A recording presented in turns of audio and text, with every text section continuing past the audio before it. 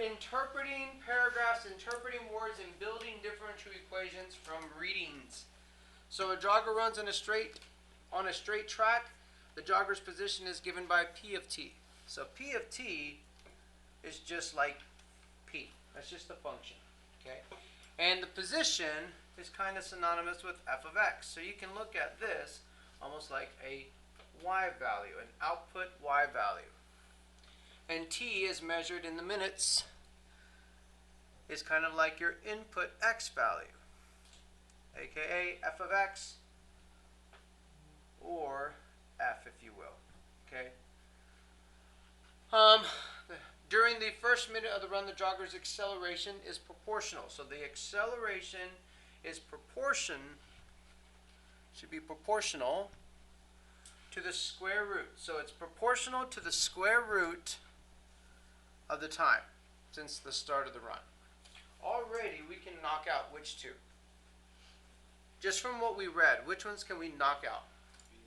B and D.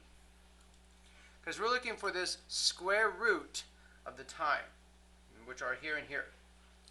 And it says the jogger's acceleration is proportional to the square root. So which one can I also knock out? A. Because we know this is the acceleration. This would be my answer. Let me give you a little bit of, like, what this is synonymous with what you've done back in Algebra 2. If I said y varies directly with t, you would write this. You would put y varies is equals k. Directly you learned was multiplication. And t was right here. This is what we would build. This is kind of like what we're doing here. We're seeing that the acceleration, okay, is proportional. So this is like varies. We're going to have a proportionality constant called k. So this is going to be right here, and then it has the rest of it, which we just straight up read, the square root of t, which is the time. Just remember this. The word directly proportional is multiplication. Inversely proportional would be what? Division. And that's how you can build your equations quickly. Okay? Any questions from what we have right now? Is the word directly right there? It's not in the sentence. So if it's not there, it's implied to be there. Cool. Alright. So proportions, I just wanted to make sure that you understood directly proportional is multiplication, because a lot of people just go straight to fractions and they try to create these weird fractions, which sometimes you might get away with, sometimes you don't. So make sure that you know directly is multiplication, inversely is division. Let's look at this one.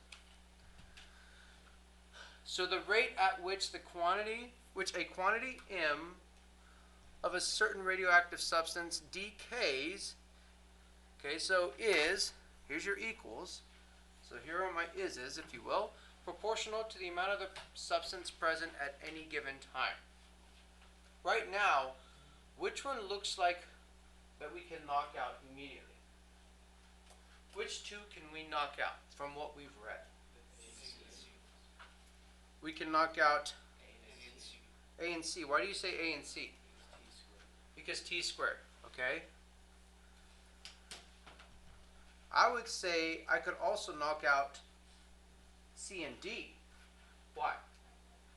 Because they're positive, and we want something that's decaying. You with me? So it has to be what? B. And sure enough, the rate at which the quantity m, which is dm dt, is decaying, it is directly proportional, there's that multiplication, with the amount given, which is m. Any questions? Pretty easy so far, right? Alright, so let's keep going.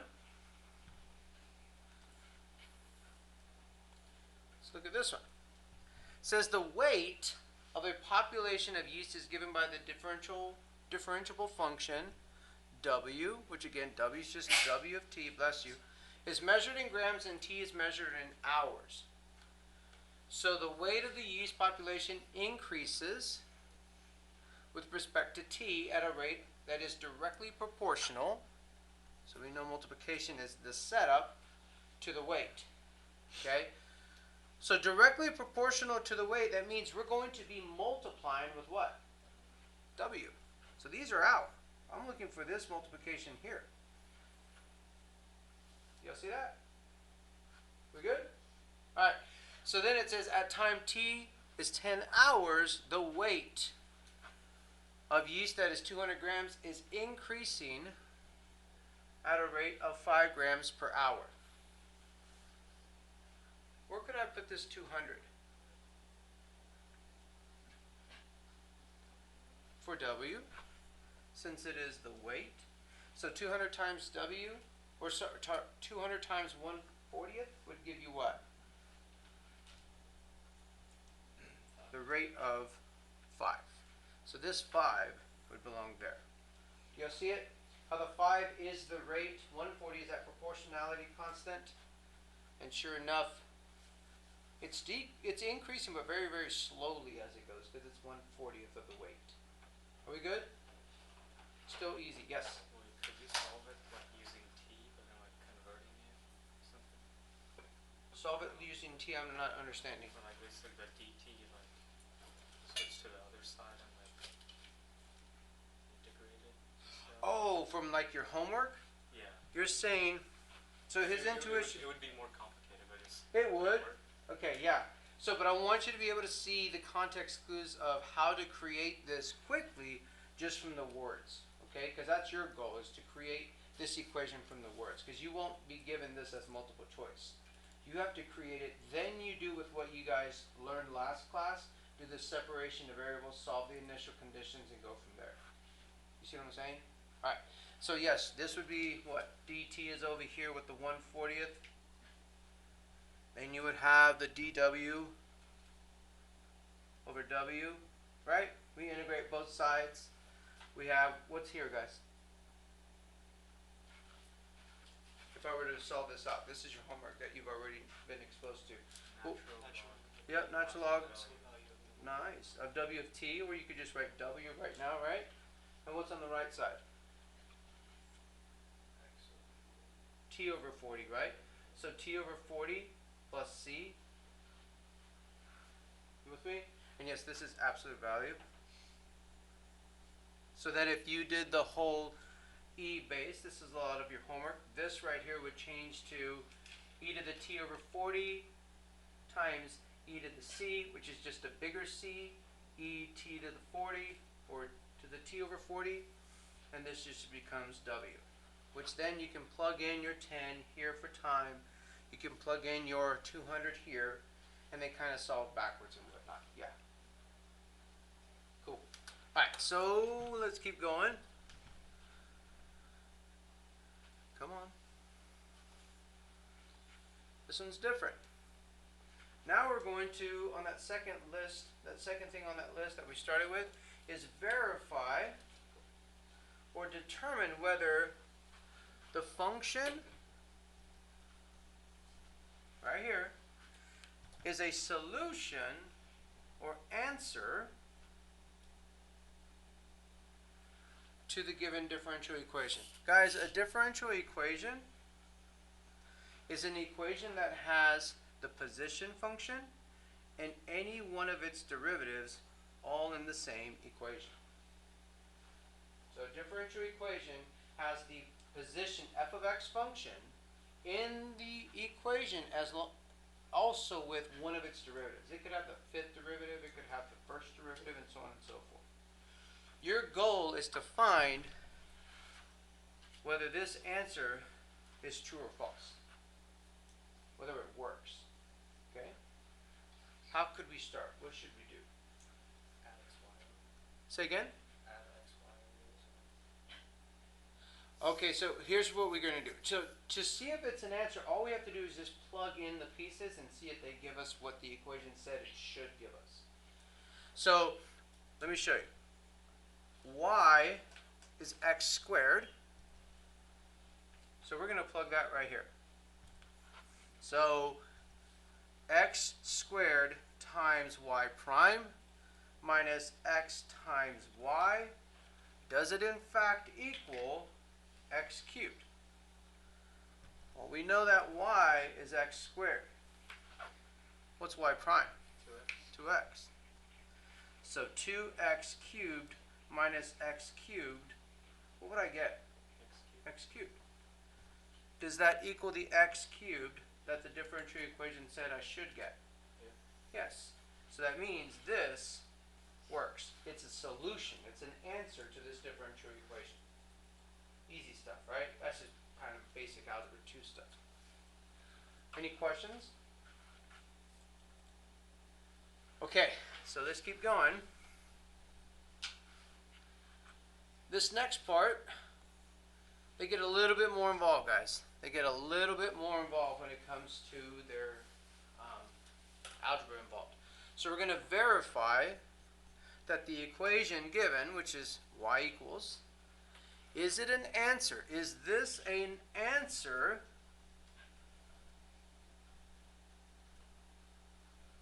to the differential equation that you see right here? And again, differential equations have the position function and any level of its derivatives. It could be the jerk, the acceleration, the velocity, it could be the 20th derivative. In fact, there's 2 whole semesters dedicated in college that is differential equations 1 and 2, where you work with all these things. Okay, we're just going to do a 3-day little crash course introductory into it. Okay? Alright, so first you already see that I need to find y prime. What's the derivative of c e to the 4x? 4c e to the 4x. Yep, 4c e to the 4x. And if you didn't know that, it was the carbon copy times the natural log of the base, which is 1, times the derivative of the power. And what did I do with this? Constant multiple, roll that c out and throw it back in as multiplication. So this right here is y prime. So if I put that here, I would have 4c e to the 4x. Is it equal to 4 times y? Well, y is ce to the 4x. What do y'all say, yes or no? Yep. So this is, in fact, an answer. It is a solution to this differential equation. It works. And again, going back to it, guys, that would be like me saying, is this an answer to that problem if I had something that looked like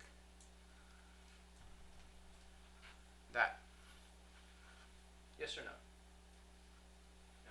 No, because if I plugged in 3 where x was at, I wouldn't get 0. Okay, what were the answers on this?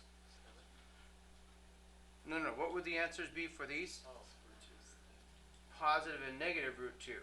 Those two answers, these would be solutions to satisfy this to equal 0. That's all we're doing here, but we're not doing little measly numbers. We're doing functions to see if they satisfy. Easy, right? Alright. Alright, so let's move on to the more difficult ones. Okay? Arjun, how do I start this one off?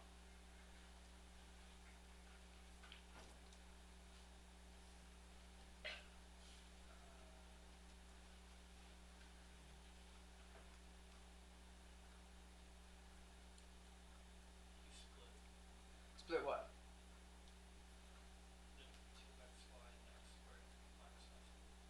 Into how? Like, what do you mean split them? Okay, no worries. Any suggestions out there what we could do, guys? Do you want to get y by itself on the left equation? Okay, so let's get y by itself. So we could say x squared plus y squared over c is y. Okay? Now what? Take the derivative. So c is a constant, right? So y prime would be what? It's like 1 over c, like a constant, right? You're just pulling out the constant times, what's the derivative? 2x plus dy dx. 2y y prime, right? That's the same thing as dy dx, right?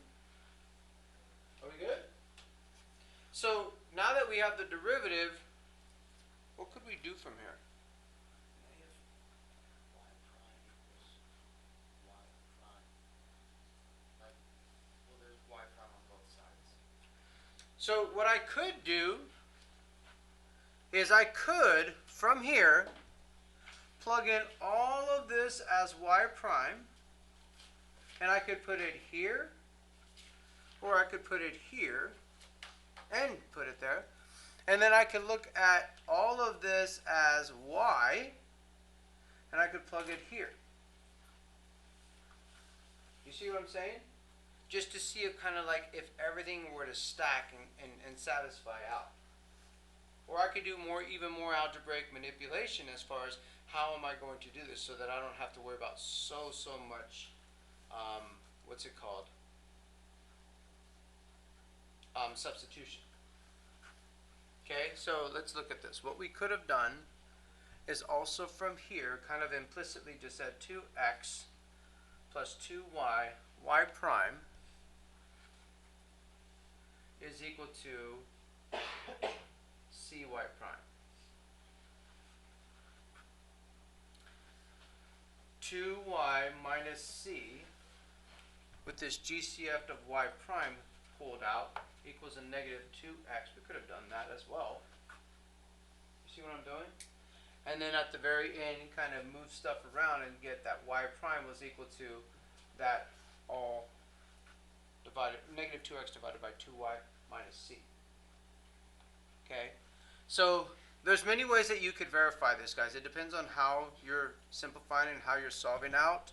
Let's say that I put c from the original one look like this. You with me? So if c equaled this, look what I could do. I could put this in right here for c, which is x squared plus y squared over y. I could say 2y minus this. See if it would simplify to negative 2x. And this y prime I could bring as 2x, this thing that I just found over here or was given, 2xy x squared y squared, distribute it all and see if I would in fact get that piece over there. So there's a lot that you can do here. Check this out. Inside this parentheses, y squared over y is the same. What would happen to these y squareds if I have 2 here subtracting this one? Just 1 y squared. So I have x squared y squared over y. Y'all with me? Y'all see where this is going? Wouldn't it be x squared plus y squared?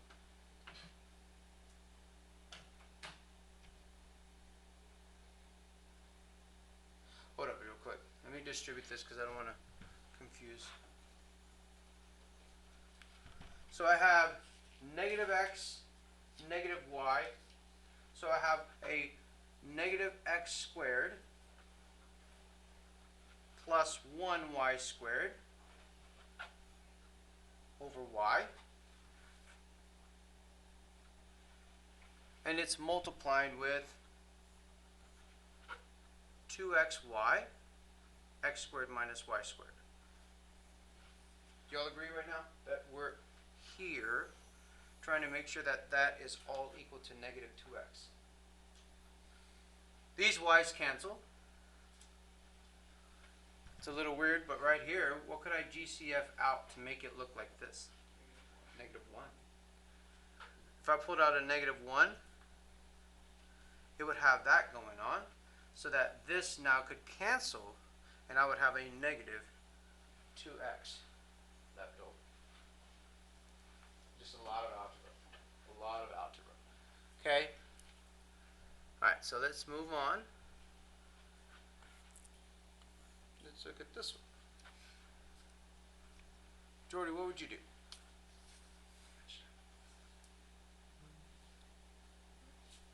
Go ahead, what would you do? Find y double prime and the sign. This should have a plus C. Oh, this should be plus in the middle. Oh. Find what? Go ahead. The second derivative of sine of x. Okay, so the first derivative is what? Cosine. Cosine. What's the second? Negative sine of x. Negative sine of x, yeah. Okay. So now we're going to plug in this second derivative of negative sine x right here. So we have negative sine of x plus what? Sine of x is equal to what? 0. So yes, this would be a solution to this differential equation. Yeah, they're kind of like, what? Why? It's so pointless, whatever. It's just answers to verify that it does, in fact, work. If this was a minus, I wouldn't have gotten the answer. A negative 2 sine is not equal to 0, so you would just say it is not a solution to that differential equation. Okay? Alright, so let's go on to these. These are a little bit different. So for what value of k, these almost feel like those laws of continuity, intermediate value theorem problems from way long ago, right? Solving for k, solving for a and b's. If any, is this f of x position function an answer or a solution to this differential equation right here? Omar, what do we do?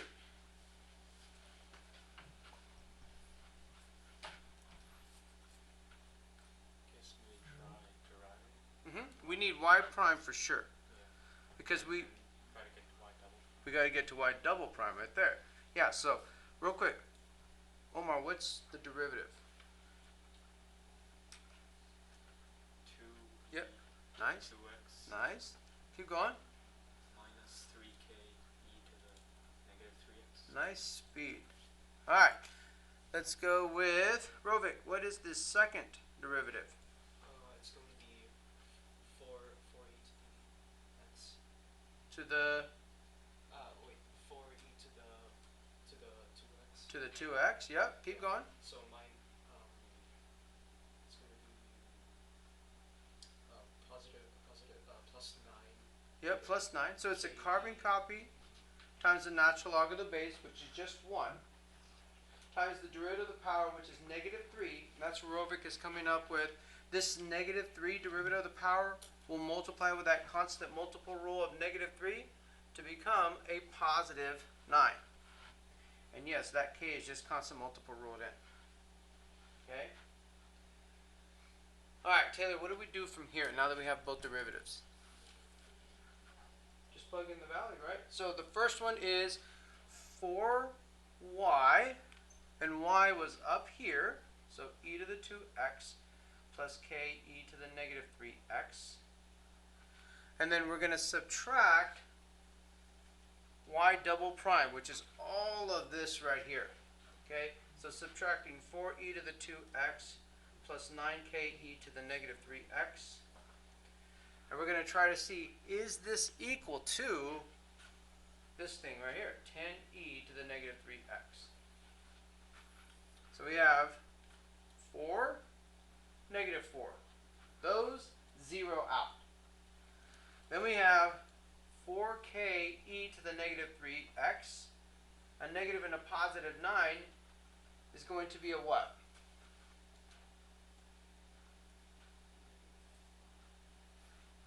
So minus 9k e to the negative 3x. Go with me, guys? So the right side is still 10e to the negative 3x. What do I have over here? What is this equal? Yep, negative 5k e to the negative 3x. So Chloe, what would k have to be? Negative 2. Negative 2. Nice. K is negative 2. Perfect. Easy enough, right? Questions?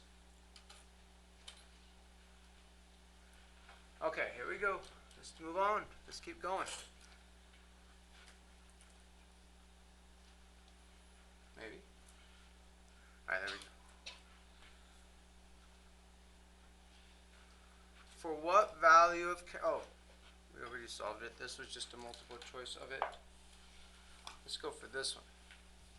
Nate, it says, of the following, which are solutions to the differential equation shown here? So this is the differential equation, and which one of these are answers to that equation there? How would you approach this, Nate? What would you try first?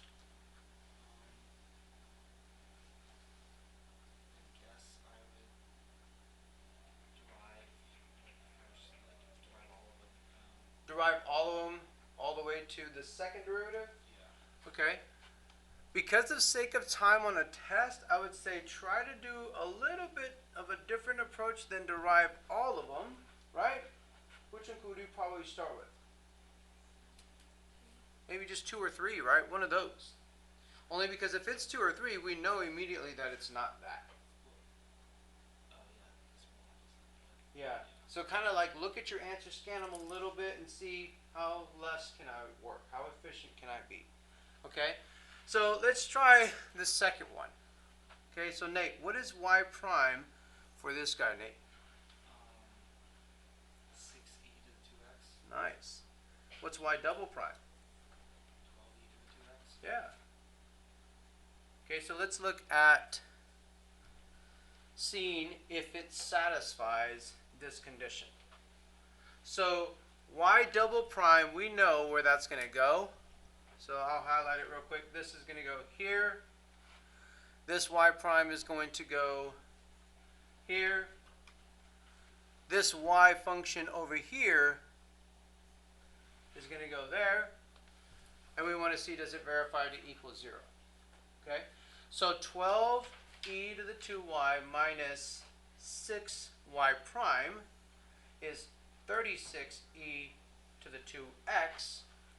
I might have said y, I meant x. So 12e to the 2x minus 36e to the 2x plus 24, because it's 3 times this 8, e to the 2x. What do I get? I get 0. So we know 2 works. So we know it's not those 2. Okay, so now we just have to try 3. Alec, what's the derivative for the third one? 4ce to the 4x. Yep, and then what's the second derivative? 16ce to the 4x. Yep. And when we plug that in, we'll have 16 ce to the 4x minus 6 of these, so that's 24 ce to the 4x. And then we're going to add 8 of these. So plus 8 ce to the 4x. Anyone, does that equal 0? Yeah. Yep. So D would be our answer. So like the weather sign, we always have to use capital letter C, but is the capital letter C that you're using different from the normal C that you're using? So here's what I'll say. For differential equations 1 and 2 in college, those C's will be specific. C1, C2, C8, C, and you're going to develop big, huge systems of equations to solve those C's. But for Calc 1, just single variable calculus, just put all those C's together as one huge C. That's it. You're good to go. Okay? All right. And these are all additive and multiplicative forms of C that you're going to be putting together as one huge capital C, if you will. So what value of K, actually that's the same thing, is it? Yeah, it's the same as that one, but we'll solve it out. What value of K will this be an answer, a solution to this right here? Amy, how do I start? Derive it, yeah. So go for it, Amy. Y prime is what? -2k to the -2x Keep going. plus 4 sine. So cosines is negative, right? 3x times what? Times 3, the derivative of the inside. So that 3 and 4 will become 12. Cool? Alright, so keep going, Amy. What would the second derivative be? 4k to the negative 2x Mm-hmm. minus 12 cosine of 3x times 36. Times 3, yep, to get 36. Nice. And now we're just going to plug them in and then solve for k. So we have all of this, I'm going to try and save a little bit of time, plus 9 of these. Okay? So let's do that 9 of those real quick. Plus 9 k e to the negative 2x. The 9 will go over here to give me 36 cosine of 3x. And that will equal this right here, 26 e to the negative 2x. Okay? So let's combine this together. Christian, how would I do that? What happens to the cosines? They cancel out. They cancel out to what? 0, and then I'm left with? Negative 5k to the negative 2x. Negative what? Negative 5. Not negative 5, right? What? 4? It's 13? 4 minus 9? You're not subtracting. Oh, sorry. 13k. So 13 k e to the negative 2x. Okay, so 13 k e to the negative 2x. Anyone, what is the value of k? 2. Easy enough, right? Yeah. But you're combining the 4k e to the negative 2x with 9e to the negative 2x? Yes, because your term, like if you had 2x plus 3x, you get 5x. Your terms are right here. Oh, so k is not in terms. K is not a term. K is a constant. So it was. Yeah. Questions? Okay, so now you see why this unit is so short, so ridiculously easy. Let's go now to slope fields. What is a slope field? Okay, you ready? So, since Algebra 1, when you guys first started to love math, if I told you that a point was located somewhere, and I said 3, 4, you would do this. Why do you think we draw a point? Why not draw a line? It's the position. So this is like f of x, point, position. Where now we're going to draw f primes at this location. But we're not going to do a point, we're going to do a slope. And the slope will represent the what? The velocity, the rate of change. How is it changing? What direction? And by what magnitude is it traveling at? You know what I mean? So, when we come over here, let's look at some stuff. We have the point 1, 2, 3, 4, and then it's like negative 4.5. Okay, so at negative 4.5, y value 4, it has a specific slope. So if I put negative 4.5 as an x in this differential equation, aka slope equation, and I put this 4 as the y value here, I know that this is negative 9 halves. I'm going to multiply it with this 2, and then I'm going to divide by 4. So I get a negative 9/4. The steepness of this slope right here let me highlight it, is at negative 9/4. Negative 2 1/4. Does that make sense? That means that's the rate that it's traveling. That point is heading backwards. That point is heading to the left. That point is falling down at that specific location. Yeah. The way it says like g of x, y, like g. This just so don't look at that notation per se. Just look at this notation and think of it as y prime is equal to. So g of this is y prime. So this is the same. You would see this as y prime or dy dx is that. Oh, it's like just the notation. Because before these that you did since Algebra 1, they were talking about the location. This one not only talks about the location, it talks about what rate is it changing at that location. You with me? Okay? Think of this as, let's say that this was like, you ever, I don't know, sometimes when the tornado sirens go off, we get a little nervous, right? We look at the radar, we're trying to see where's the heaviest spots at, where's the craziest spots. You know what I mean? So, I want you to look at this slope field like wind. Okay? Is it windy at 0, 1? No, because the slope is what? 0. There's no wind. Is it very windy, let's say at negative 10, 5? Yeah, and you can almost say like it's blowing backwards. Right? Is it very windy at 10, positive 5? Yeah, because the slope is very steep. You see what's going on? Okay?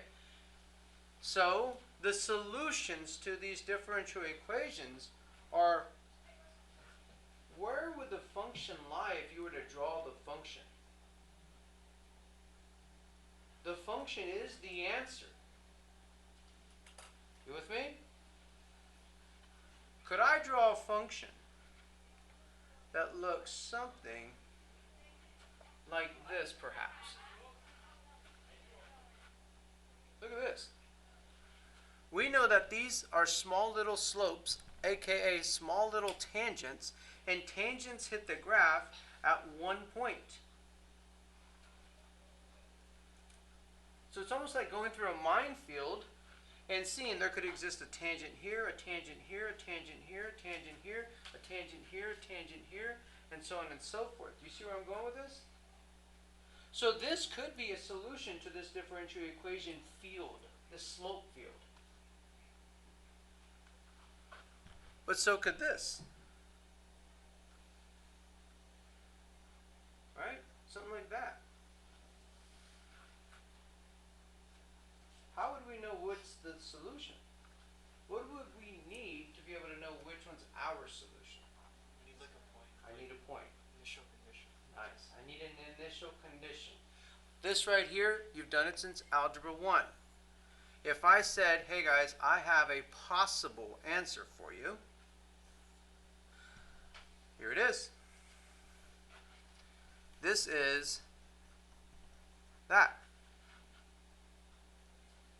It could exist there, it could exist here, it could exist here, it could exist all over the place. How would we know which one's our correct one? Well, we need a point. Let's say I gave you 2, 5. There's 2, there's 5. What would B be? 1. So our answer would be this. This one is our general solution because we don't know what specifically it is. This is the more particular one because it's very specific. And the way we knew it was this particular one is because we were given what Rovik just said. We needed an initial value of some sort. We needed some kind of point to be given to us so that we could say, oh, it's this one at y is equal to 1. Cool? So let's keep going.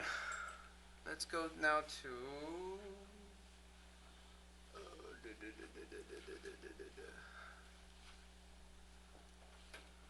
where were my notes?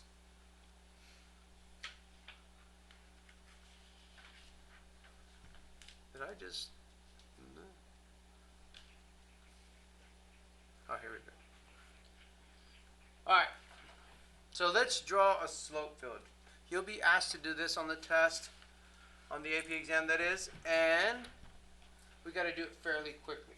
Okay, here we go. Let's pick X and Y axis. Let's start at the origin. Let's say at 0, 0. Can someone tell me what the slope would be at 0, 0? Undefined. Let's try 0, 1. So 0, 1, what would the slope be? 0. So it has slope of a horizontal tangent. Okay? How about at 0, 2? Okay, and 0, 3? 0. So we know at those points my slopes are going to just be 0. And we can already see a pattern, right? Where else will it be 0? The negatives. And I want you to draw small little, as accurate as possible, slopes that you can. Because zeros are easy to get. You should be able to get zeros. Okay? What other slope should we try to find? Ones. We should try to find ones. So if I go to 1, 1, and I put x here is 1, and y here is 1, what's my slope? Negative 1, right? So at 1, 1, that's what these were, 1, 1, I'm going to have a slope that is negative 45-degree angle. Where else would I have those? 2, 2. Where else? 3, 3. Negative 1, negative 1, right? Because they're still going to give me that negative 1 slope. Negative 2, negative 3. But still not at 0, 0. Go with me? Okay. Alright, so now let's pick random points. Well, we kind of did one vertical. We did one diagonal. Let's find like a horizontal pattern. See if those exist. Say again? Like all of these? Y equals 1? Yeah. Okay, so y equals 1. So he's saying let's concentrate on y equals 1. Okay, so now I'm not going to write it out over here, but you get the drift now. 3, 1. What would the slope be at 3, 1? Negative 3. So at 3, 1, it's going to be steeper than a 45-degree angle. How about at 2? Negative 2. Then he goes to negative 1, then he goes to 0, and then at negative 1, positive 1, right? And then positive 2, and then steeper at positive 3. You all see what's going on? These are opposites for sure. Can y'all start to see what this shape is going to be? Someone just said it. It's a circle. This is a circle, guys. The way these are going to pan out, it could be touching these kind of like that-ish. It's going to look like a circle of some kind. And if we were to find the answer, which you've already got homework on this, I think that's where you were heading, Omar, when you were saying, let's look what this function looks like as fast as we can. And I totally agree with you. I would do the same thing. Moving the dx to the right side, moving the y to the left side. Can someone tell me what the integral at the left side is? No. This is just y dy. My bad. That was supposed to be a dy. My bad on that. Y squared over 2. Technically plus c. Right? But we're going to put, if you watch the video, please make sure that you ever watch the video and you weren't trying to learn just from web science, because web science is missing some stuff. What is the integral of the right side?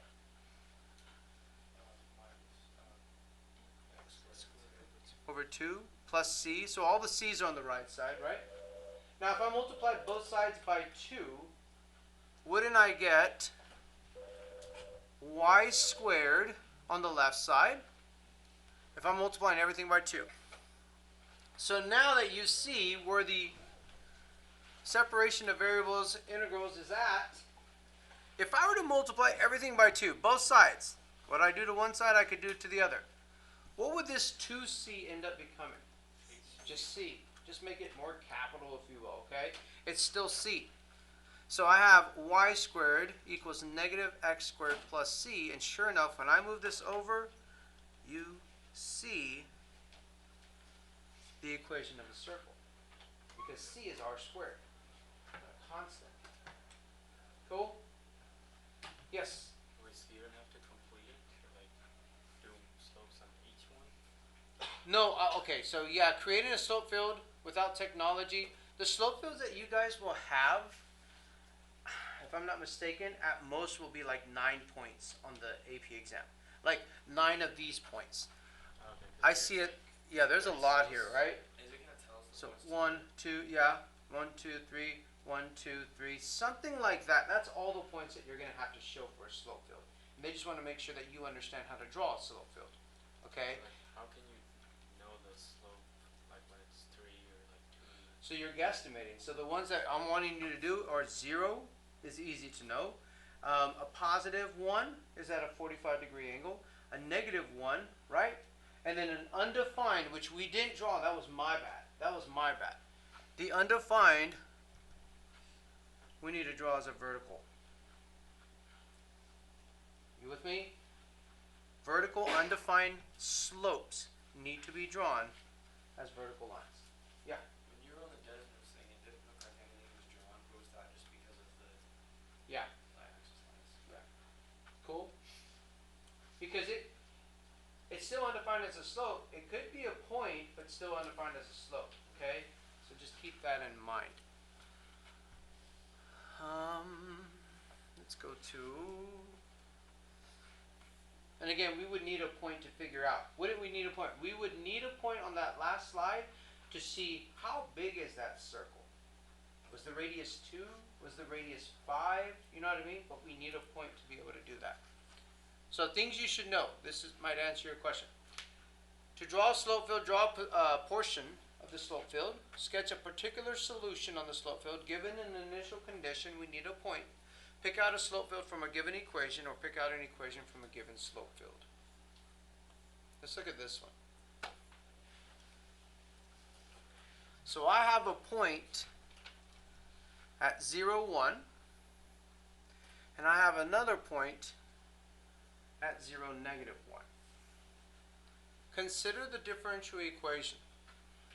So this is our differential equation right now.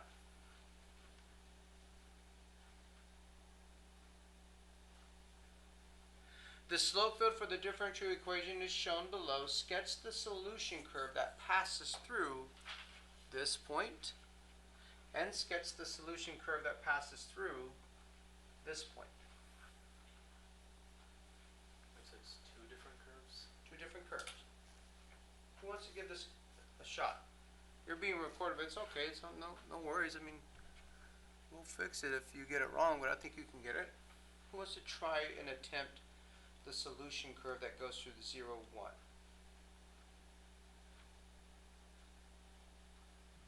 It's like you're trying to predict where the weather pattern will go. So again, the best thing that I could say is, remember as far as the analogy with weather patterns and tornadoes and stuff, and like the meteorologist is here, and they have all these different projections of where the tornado could go, and then they kind of drop, and they say, that guy's, the tornado could go here, but the path that it looks like, if it's here, it looks like it would kind of go here. So that could be the solution to that curve. You with me? As far as this one is concerned. And if I said, well, which one does it look like based off the patterns that it would go through, and this kind of looks like, it almost looks like a wavy line almost, if you will, but kind of doing something like this. You see what I'm saying? But ultimately, it's still going to, way up here, end up curving kind of downward. These are just, notice the bends, they just get kind of like wider and wider before it starts to turn around. So it's almost like this huge front, if you will. You with me? So wait, you're not doing any calculations? No, I'm just showing you as far as where it could lie, where a possible solution could lie. We're just sketching it. Cool? Alright. So you wouldn't even need to know the equation. I mean, you don't. I mean, what this equation is really kind of doing is, like, if I tried -1, 0, as far as what would the slope be, it's just kind of showing you what those slopes are still. It's not necessarily showing you the position that it could be at. You know what I mean? Alright. So, let's kind of go to, maybe that one's it. I think that might be the last. Was that the last slide, Mr. O'Brien? Maybe.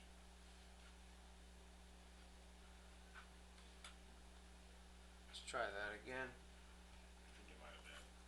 I can't remember. Let me check real quick, guys. And if it is, I'll answer a question or two from your homework from that particular solutions. But I want to first look at those tests. I know I have a little bit. I got a card match thing. Oh, this is the card matching. I think I'm going to skip that for now. And that was going into particular solutions. Yeah, so that's all we have. Let's go ahead and work or look at those tests real quick. Get some feedback on that. And then we will answer some questions that you have from the homework.